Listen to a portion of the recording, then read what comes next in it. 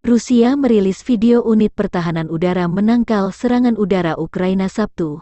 Dengan peralatan mutakhir, tentara Rusia bisa mendeteksi serangan udara dari drone atau pesawat tanpa awak.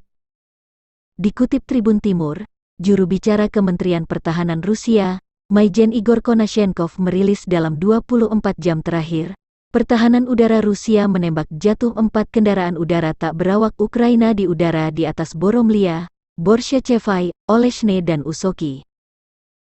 Sebanyak 261 kendaraan udara tak berawak telah dihancurkan sejak awal operasi militer khusus, Sabtu tanggal 26 Maret hari ini hari 31 Rusia menyerang Ukraina.